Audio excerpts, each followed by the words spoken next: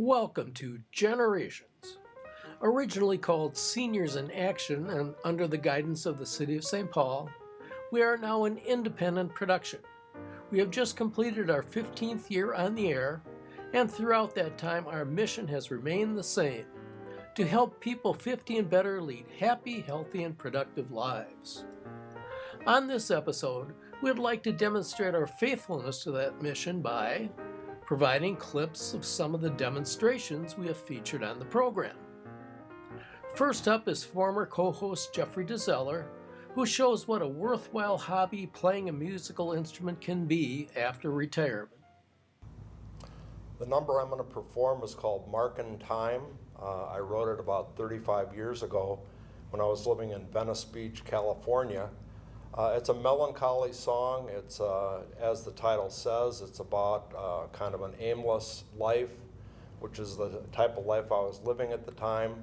A few years later, I met my beautiful bride, Paula, and got married, and we've been happily married ever since, so I haven't felt that same type of melancholy, so I haven't written any more Markin' Time type of songs. It's got a lot of minor chords in it, which are typical for sadder songs, and also a real cornerstone of the blues. So with that, I'll give it a whirl, and I hope you enjoy it.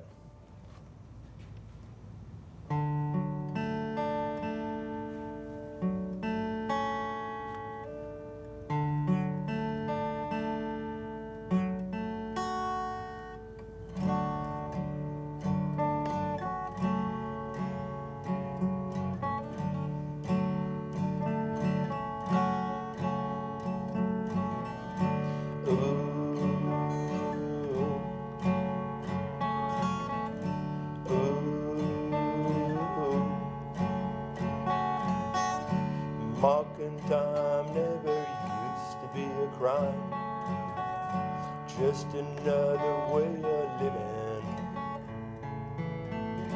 Holding on until you saw that it was gone always seemed to be forgiven. Spinning wheels never used to make me feel that the spinning had a cause. I didn't fear and I never shed a tear for all the things that I love. That's how it was before, at least that's what I recall. Easy and forevermore, flying free and feeling tall.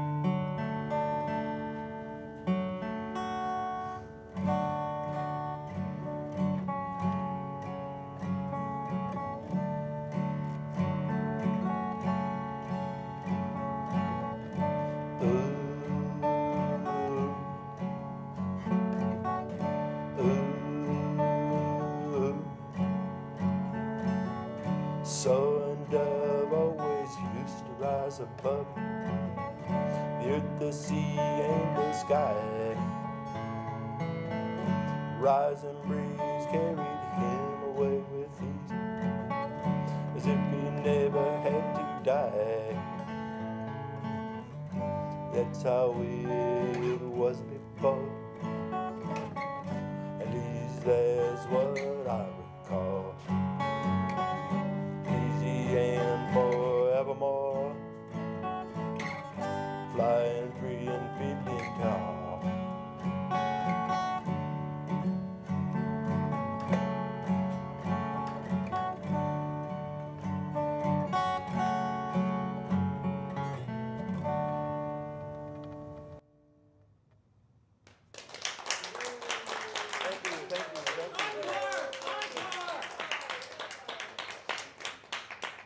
Next up on today's episode of Generations, 3 short and informational videos about cleanliness, future technology, and cooking. When I was a kid, I understood that certain things needed to be washed, dishes and hands mostly. But I've always maintained a certain moderation in this regard. When one understands that about 100 trillion bacteria live in and around the human body, the need to achieve germ-free living seems to wane. But one day when I was 6 or 7 and living in this yellow house, I looked up and there it was right across the street, a street sweeper.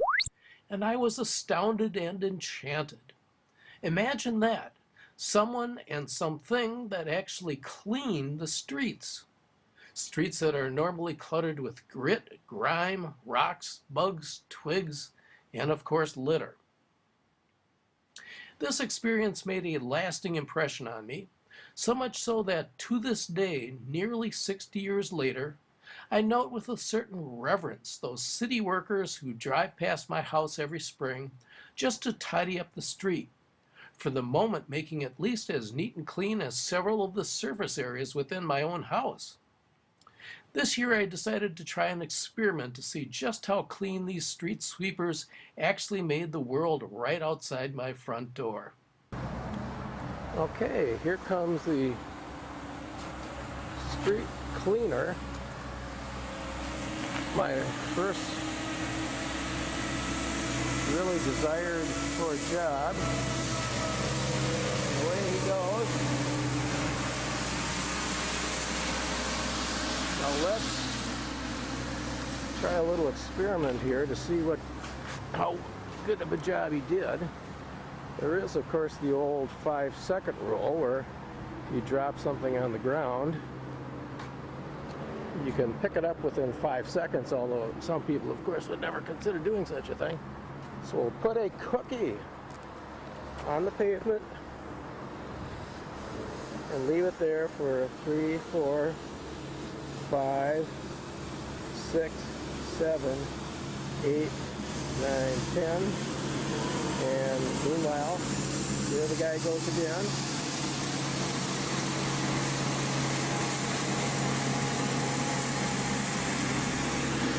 So there's our cookie on the ground. We'll even smash it down a little bit here. And let's see.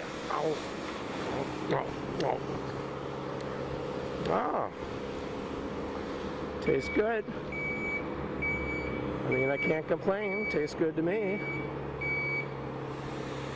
Yum. Thank you, Mr. Street Sweeper. You're the job I didn't get, but once upon a time wished I had.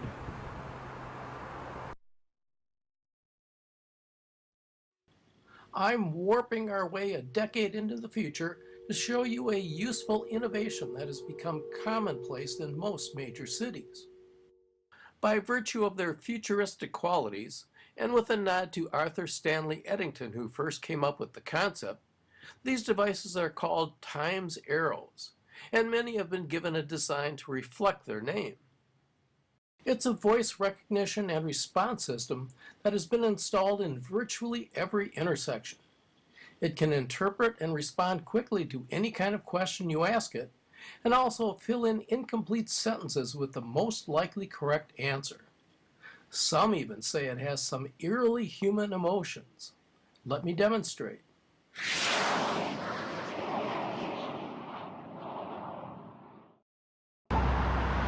We're here in 2025 with the Times Arrow voice recognition system. You activate it with your thumbprint.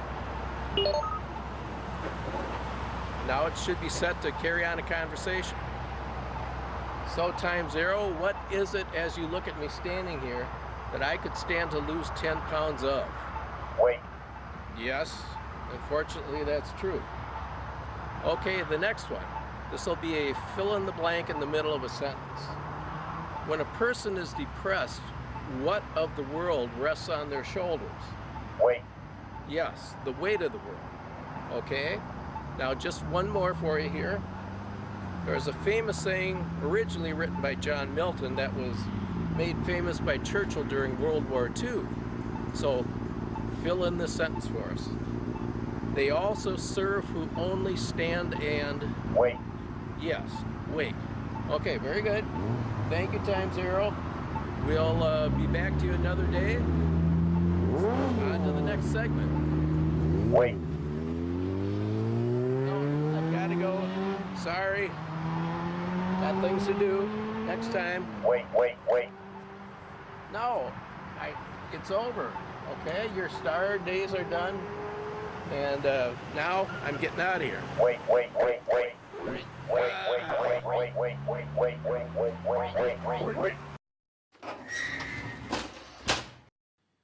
Once, not too long ago, I decided to take a cooking class to see if I might like the activity. Valentine's Day was just ahead, and our instructor asked us to prepare something that would creatively express our affection for our significant other. After some thought, I assembled 6 items: flour tortillas, olive oil, a kind of crumbly cheese I like, cumin, a cracker, and a piece of chocolate. I placed the crumbly cheese in the tortillas, added the cumin spice, and made these into rolls, which I sauteed in oil in a skillet. Next, I formed these rolls into the shape of a box, used the cracker to help make a lid, and placed the chocolate inside. I proudly presented my work to the instructor, thinking I had done well. She, however, really shot me down, saying, "I didn't want you to make a feta roll case out of it." Our look back at demonstrations on the Generation Show continues with a Minnesota-born magician who has gained a national stage, the amazing Hondo. Can you show us some tricks? Sure, absolutely. Let's do one for you.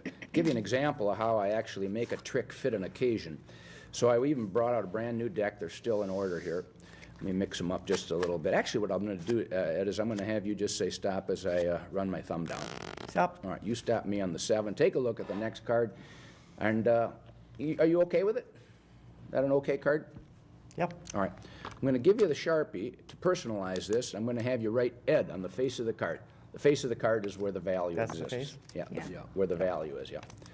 You sign the other side, it's too easy for me. Yeah, it's a push button. I had already pushed it. Yeah, I told you I'm dysfunctional. Okay, did you show them the card? Yeah. Yep. Can you show the camera too? Where's the camera? All right.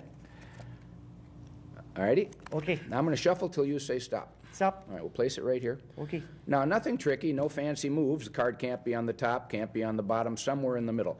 Easiest way to find it is to turn the deck this way, look for the signature. Not very magical. So I go this way. All right. Now, would it be fair to say that we are on SPNN, St. Paul Neighborhood Network? Mm. Well, it's funny because when you think about that, it's a visual medium. And when you talk about visual mediums, funny things can happen. So we now have SPNN here. But you'd have remembered if you'd have picked that one, correct? Oh, yeah, definitely. I just don't know. Let's see what we've got. I've got an ace of clubs with the name Ed on I it. feel like Muhammad Ali. Ace of clubs with an... Now, the trick has a second part. Open your hand flat. I place your card right in the palm of your hand so it cannot go anywhere. I now go like this until you say stop. Stop. See this one? Yeah. All right. So it's always nice if you can have a 1-2 punch with these things. So no pun intended on Muhammad Ali, but 1, 2. I don't explain why or how, but it is kind of wild how a card that you just looked at can now amazing. morph itself That's back absolutely amazing. over into the hand. I think Houdini You're is sitting up, taking notes. Well, Spinning in his grave. Yeah. interestingly enough, there is sometimes just for fun, I don't know, I try something like this. Okay, so your name is on the card. And because we are a visual medium, if I took the name Ed, and go like this, like this, like this, and then hand you the card. Did anything happen? Oh, my. I'm even better looking. I love it. Oh, That is magic. yeah, anybody want to date me now? That is So, incredible. One of the ways I customize my performances is the client will give me names of people in the group, and then unbeknownst to them, I'll put their photos on cards, and they show up during the show, and everybody goes bonkers. And I even have big cards where big pictures will show up sometimes, and so it's a lot of work on my part, but I think the payoff is in the personalization. And when there's personalization, I think the audience, if they experience something that's made for them, it reflects well on whoever organized the event, because it means that they matter, that they brought someone in who can make this a real unique, personalized experience. And that's what motivates me. I watched you in a corporate meeting where you had somebody write his initials on a $100 bill, and your Right. trick was absolutely amazing, like this one. And you worked all the themes of the corporation into it, and your personal relationships with people are remarkable. Well, the quick story on that, and I've done it hundreds of times, but I was doing a 3M event, and it was an International Quality Achievement Awards dinner, people from all over the world. The CEO at the time was named Desi Desimoni. Desi was on stage with me, and I had borrowed his $100 bill. Now, he signs his name on the 100. We go through this little routine where a little bit of this and a little bit of that, and the next thing you know, envelopes are burning. And as the flames are going up, I look at him and I say, "How you feeling right about now, Desi?" And he looks at me and he says, "Hondo about to become Toyota." Another clever line. It all was well at the end of the trick, you know, but it was one I'll never forget. Wow. So why Yes. do you have those coins there? Oh, so there's a story. Back in '92, I met McLean Stevenson at a charity event, and he was the guy from MASH. Yes. And he got talking to me. He says, "You ever been on The Tonight Show?" And I said, "No, I'd love to, because I love Johnny Carson." He says, "My wife books talent for Johnny Carson, Ginny." He says, "Send her your info." So this is before the internet. This is before, you know, you had DVDs. You had to get a VHS tape. So I went home and I had a crude editing system, and the perfectionist in me wanted to put a good, impressive kit together. Well, this was Johnny's last year, and he only had a couple months left. And by the time I got it to them, she got back to me saying, "Hey, your stuff looks great, but it didn't quite get to us in time, and we booked another guy from Pittsburgh, so we can't have two of you." So that was that story. And so anyway, this is the trick I was going to do on The Tonight Show, so I call it the Johnny Carson trick. But we fast forward. Jimmy Fallon is now the host of The Tonight Show, and I found out he has his own brand of playing cards, and the Super Bowl was just here, and he did his show at the Super Bowl. So I thought, well, what if I could come up with a trick that would lend itself to that? So here's what I came up with. You've got the 4 aces, and now the ace of spades is the most compelling because it's got the extra ink on it. So a lot of people think, well, it's a little heavier. But if I twist my wrist like this and do a little bit of a shake, see how the ace of clubs just tipped over on? You didn't see it tip, did you? Let me do it again. I put it back, shake once, that straightens that out, shake again, that causes a red one to flip. Let's see. Yep, the diamond. Now I'm sitting here and I can't see it happen, but one thing I did discover about the ace of spades is it has that magnetic quality where just by shaking this way, it can cause all the other aces to flip right back over, just like so. Now if I was to put the ace of spades here, and Midge, could you put your finger on it so it can't go anywhere? If that's the ace of spades, that should leave me with a heart, a club, and a diamond. Wouldn't it be amazing if I could make the ace of spades disappear while it's under your finger? Yes. Do you believe that it's gone, or would you say it's not gone? Knowing you, it's probably gone. You're right, look. Turned into a Super Bowl card, see? Turned into a Super Bowl course it would. card. And guess what? The ace came back. So people say, well, that's pretty cool, but what's that got to do with The Tonight Show? Well, here's what it has. I grew up watching this guy. Oh, my goodness. There's Johnny. And who came after Johnny was Jay, but now it's Jimmy. Wow. So that... Next up is a demonstration by the distinguished watercolor artist, Frank Zeller. Hi, this is Frank Zeller from White Bear Lake. I'm a watercolor painter and instructor, and today I would like to demonstrate to you the beginnings of a painting. Very exciting way to begin a painting by doing a value sketch. Now, if you look over here, I have a photograph that I'm going to paint. But if you take your eyes and squint at it, you can see that this is very, very light in here. The rest of that's all one value. And so this is how we simplify our paintings. We take our paint, and this is a neutral tint, and I will paint all the way down in here, all the way across. And what I'm going to do is I'm going to try to make this one even wash, and if I do it too fast and get ahead of my moisture in the paper, then it's going to make some stains. And so now I've got the fence pretty well done, and now I'm going to go ahead and put some weeds in front of it. It's all the same value. That's all of that. That's one big value shape. We call that massing in painting, where we mass everything together. Now I'm going to put this in here because that's a shadow coming underneath that roof there. It's coming down like that, and just like that. Okay, good. Okay, that's now, if you look at this again, you can see this white here, and then you can see all of that's another value, and the sky is light. So the sky is light, there's white here. You can see the fence. You can see some strokes in front of the fence. That will be weeds going up in front. Maybe I should have a little bit higher there. Okay. And that's it. Now what I'm going to do is I'm going to dry my brush, clean it off, and I'm going to put the next value in. This is a 3-value step.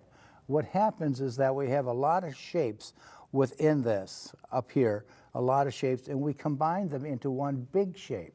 And then we're going to take some secondary shapes that fit in this one big shape, and then the painting is going to be done. Okay, so now we're going to put this in here. That's one value. Like that. And we'll go over here.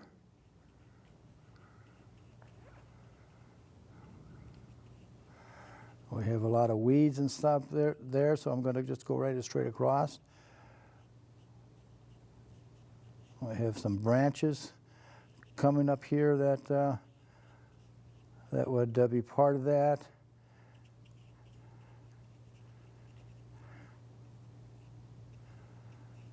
And it goes right in there. See, when you put the dark next to the fence, you can see the fence where you cannot see the fence as much when you don't have that contrasting. So I'm going to put this down here like that, and a little bit in here, a little bit in there. I'm going to show some of those weeds that are going in front.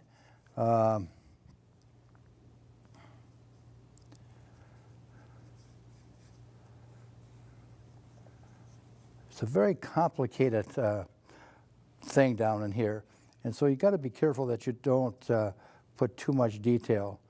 Okay, now I got a tree right here. Sun is coming this way, so I think what I'll do is I'll put the shadow part of the tree right in there. Now I've got the part down in here, which I could put a lot of little different strokes. So what I'm going to do is I'm going to put one there. That'll kind of bring that railing out a little bit there, and we got a railing up here, railing there. Yeah, okay. Now I squint with my eyes. I'm going to come up here like this. Okay, it's darker on this side and then on that side, so these are further apart and these are closer together. There. Okay. Now I'm going to paint that with more of a dry brush. And then I'll come down with a dry brush on that stroke so the shingles can be shown. And also lighten this up a little bit for another value that will go right in here. There we go. And then we've got a little bit of line there, a little bit of line there. Okay. That's it. Okay, now I always will do, wait a minute, no, one more thing, sorry. You see, the thing is, you gotta look at this. This fence post here is in front of this, but it's only defined by the pencil line. And of course, we're not drawing, we're in painting. So I'm going to make that a darker top part of that fence. Right there. There, that's better. Do it over here too, do it over there. Yeah, good. And then after one gets done, you should always look at it in a mat. And that's the painting. Now, my goal was to have that big building in front of this little shack as a comparison of scale. The barn is always the biggest part in a landscape and farms. And so I thought that was what's attracted me to this picture was how small this was for how gigantic that was. And of course, in the picture, you can see sky on top. I didn't want sky on top because I wanted that to really be huge. So those are the decisions that I always make.